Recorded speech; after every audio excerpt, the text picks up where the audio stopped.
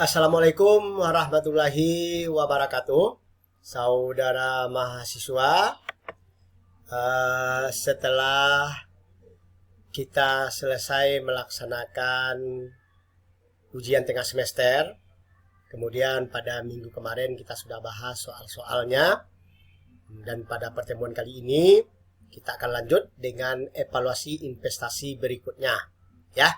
Kemarin kita sudah bahas metode evaluasi yang pertama, investasi adalah NPP, yang kedua annual equivalent, dan yang ketiga sekarang adalah benefit cost ratio, payback period, dan rate of return analysis atau IRR. Nanti agak lama itu adalah pada metode IRR.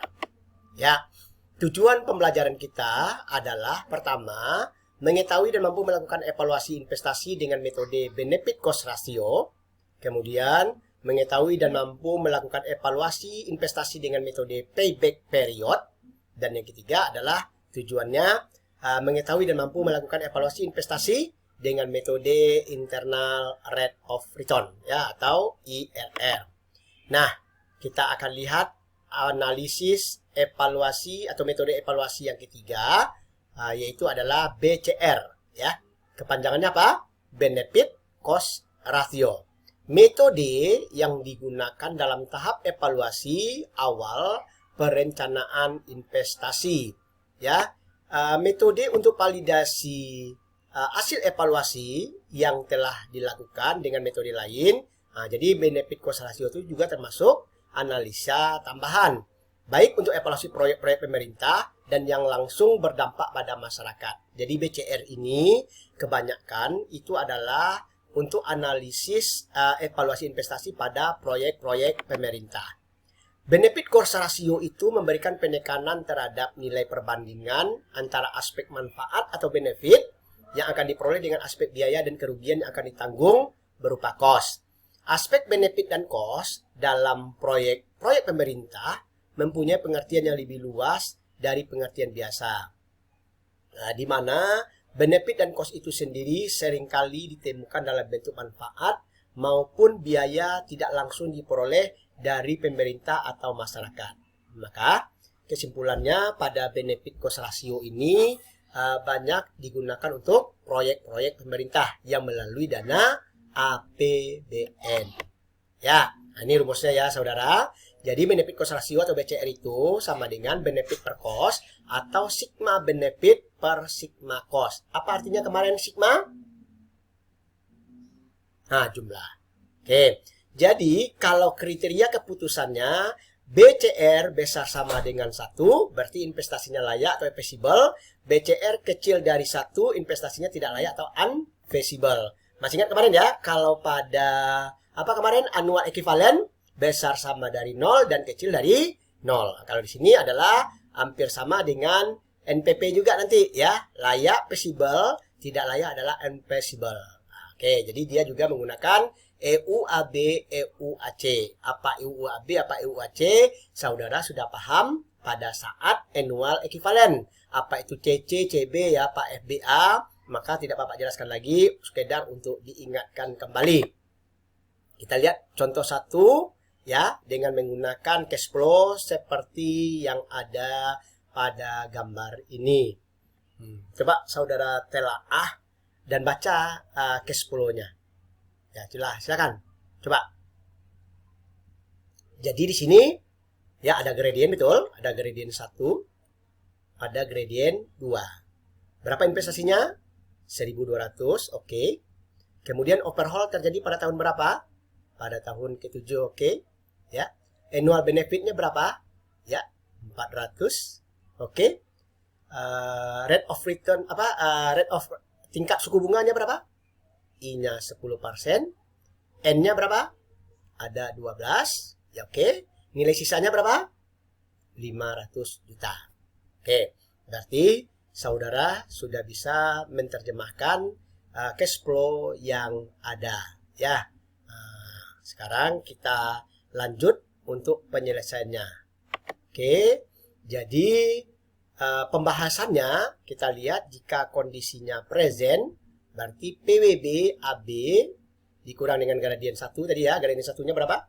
Gradien satunya adalah 15 juta, gradien 2-nya 10 juta.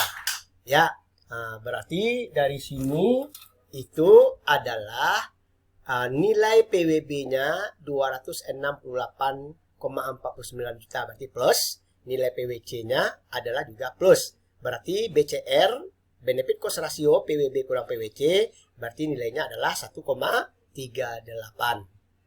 Masih ada yang ragu memasukkan tabel suku bunga, misalnya I-nya 10, berarti dilihat N-nya pada 11 pada tabel P per A, tabel P per G, dan tabel P per F. Nggak masalah ya, semuanya sudah oke. Apalagi saudara sudah memahaminya beberapa daripada metode evaluasi investasi. Sekarang kita masuk contoh 2. Kalau tadi langsung dalam bentuk cash flow, sekarang adalah dalam bentuk cerita. Coba kita lihat soalnya ya.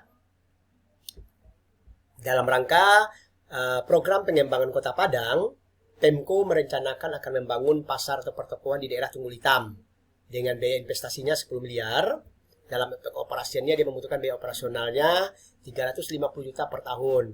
Proyek tersebut menghasilkan 300 petak toko yang diproduksikan akan dijual 40%, yang lebihnya akan disewakan.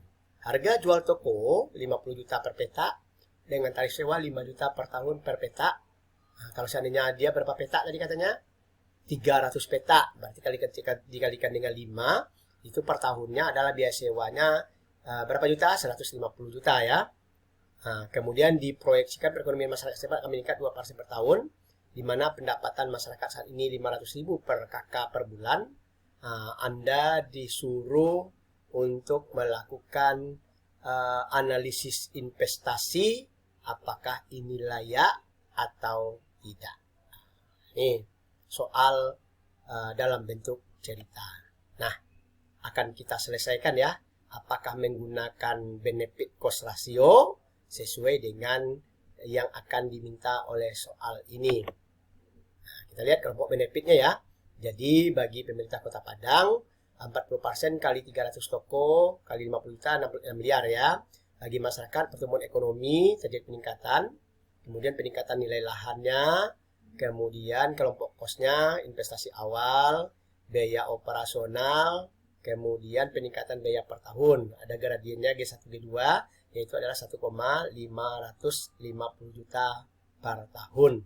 Nah, ini untuk lebih memudahkan dari soal cerita, maka kita buat bentuk sederhananya dalam bentuk matematika sederhana ya. Oke, pertama kita buat cash flow-nya seperti ini ya. Kita cari dulu PWB, kemudian PWC dengan memperhatikan tabel suku bunga pada 10%, N-nya 15 untuk P per A, P per G, P per F. Setelah kita cari, maka BCR-nya, benefit cost ratio-nya, yaitu adalah PWB per WC, jadi dapat 2,85. Artinya, proyek ini adalah feasible atau layak, karena nilai BCR-nya besar sama daripada 1. Artinya apa? Berarti, proyek itu adalah feasible atau layak untuk dilanjutkan. Oke, silakan Anda pindahkan dulu dari proses pencarian soal tadi ya. Ini untuk proyek pemerintah yang ada di Kota Padang. Berikutnya adalah baru kita masuk payback period. Nah, ini adalah metode evaluasi yang keempat. Analisa payback period pada dasarnya bertujuan untuk mengetahui seberapa lama atau periode investasi akan dapat dikembalikan saat terjadinya kondisi pulang pokok atau break even point, lamanya periode pengembalian saat kondisi BEP. Apa itu BEP? Ya, break even point. Jadi kriteria daripada payback itu apabila periode pengembaliannya kecil sama dari N, berarti dia adalah feasible. Ya, ingat-ingat ya, NPP apa kriterianya, annual equivalent apa kriterianya, BCR apa kriterianya, PPB apa kriterianya untuk layak atau tidaknya terhadap investasi yang ditanamkan. Oke, kita lihat contoh. Suatu investasi sebesar 1.450 juta membutuhkan biaya operasionalnya pada tahun pertama itu 60 juta. Lalu itulah periode pengembalian. Nah, kalau ada periode pengembalian berarti adalah payback period atau PBR. Ini cash flow-nya ada di samping, ada G-nya ya. Lihat. Kemudian kita lihat ini periode pendapatannya, pengeluaran net cash flow. Berarti K-nya adalah kecil dari N ya. Berarti proyek ini juga bisa dikatakan dengan feasible setelah kita masukkan angka-angkanya. Kemudian diskon payback period, analisis berikutnya, penyempurnaan daripada payback period dengan memasukkan faktor bunga atau diskon. Ya, dalam perhitungannya, di mana K kecil dari N dia adalah feasible. Jadi hampir sama. Ya, ini contoh.